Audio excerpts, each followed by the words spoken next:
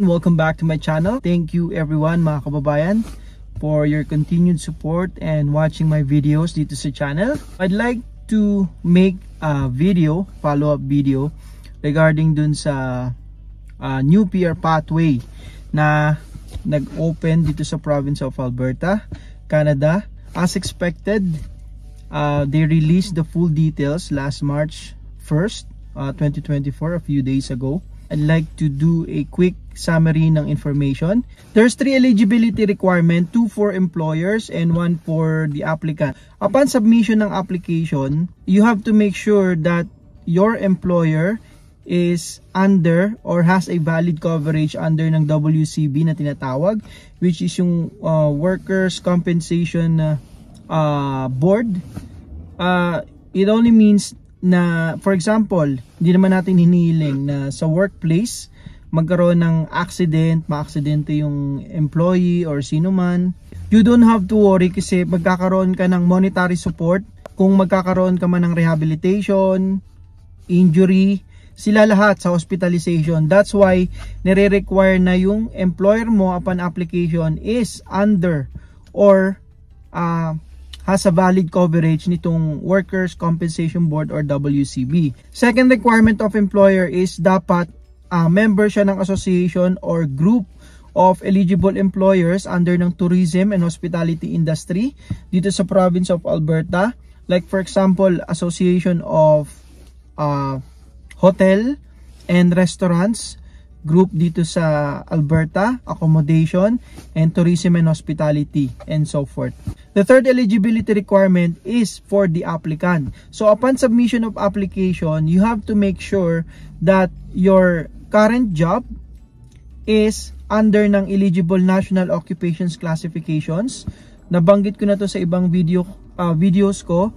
Sa pag-a-apply ng PR dito sa Canada, especially sa express entry, they're very specific dun sa type of job and then kailangan mo talagang i-indicate.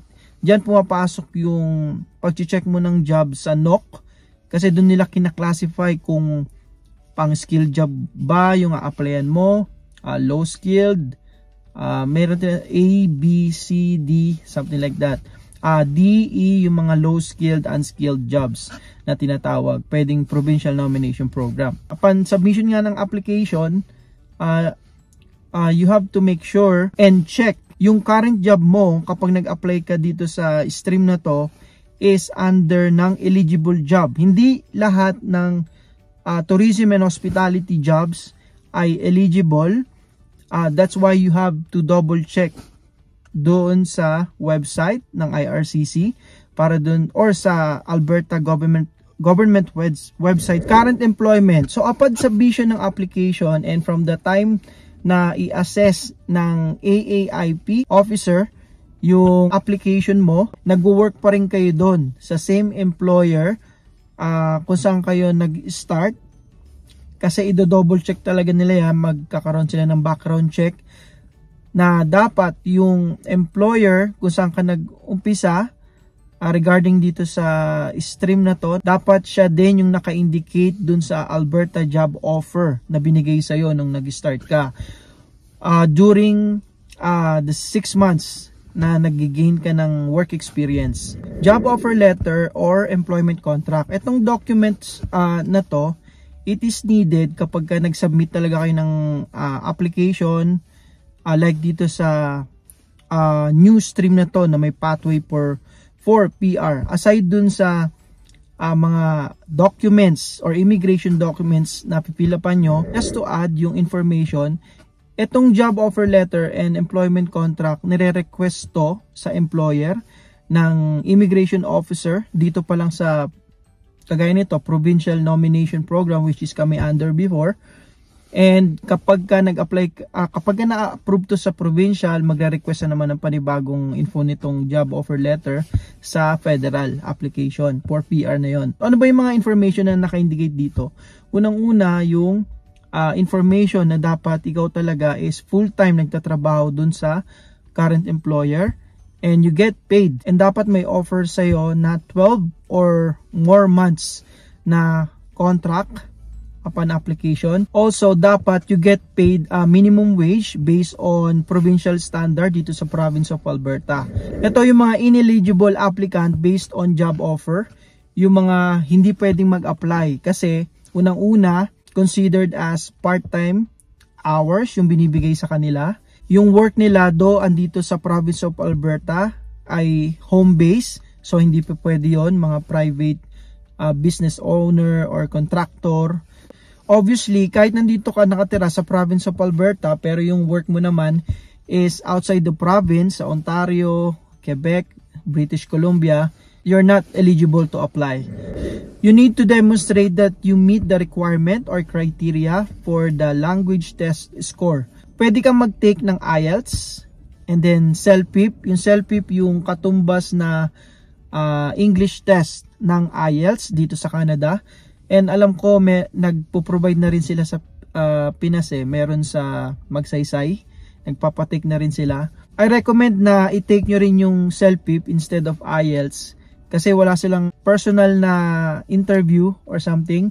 It's more of computer yung test. Yun yung kaharap nyo sa listening, reading, speaking, writing. So para sa akin mas madali yung CELPIP. And maraming nakakapasa base dun sa mga kakilala ko. So you need to get a minimum scores of 4 in all of those excuse me, tests. 4 score in reading, 4 in writing, 4 in listening, 4 in writing. Same in IELTS, lahat 4 ang scores nyo dapat dun sa mga band na yon. And aside from IELTS and CELPIP, kung marunong kayo or fluent kayo magsalita ng French, pwede nyo ring i-take yung TCF and TEF for language requirements dito sa Canada. Education requirements. So upon submission ng application, you need to make sure na meron na kayong ready na result that your education from other country is equivalent to high school dito sa Canada. How to check your equivalent education dito sa Canada? You need to contact yung ICA or yung Education Credential Assessment, and then isasubmit nyo yung mga transcripts nyo. They will check kung katumbas ba ng high school education yon dito sa Canada. May ka-work kami sa hotel na aware siya dito sa new PR pathway na to, tourism and hospitality industry. And natanong namin siya kung familiar ba siya dito sa mag-o-open na application. Nag-start siya sa amin last year sa hotel as front desk. And then nasabi niya na close na daw agad. Bilis. Kasi limited lang talaga yung ano nito yung slot.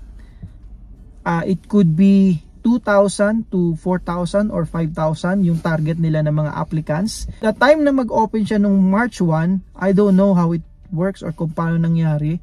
Wala, puno na raw. Pag check niya, wala, close na raw kaagad. Dapat magsasubmit pa lang siya ng application kasi more than 6 months na siya as front desk dito sa hotel na pinagtatrabahuan namin. Maraming foreign workers dito sa Alberta na nagwo-work sa tourism and hospitality industry, lalo na sa may part ng Banff to Jasper kasi nga mountain tourism province talaga to booming talaga lalo na pag summer.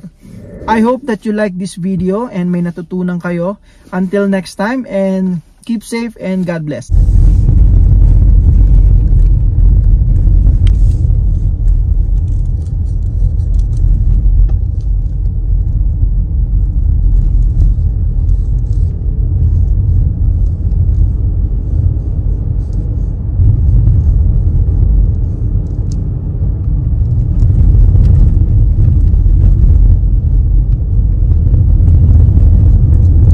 At the next light, turn left.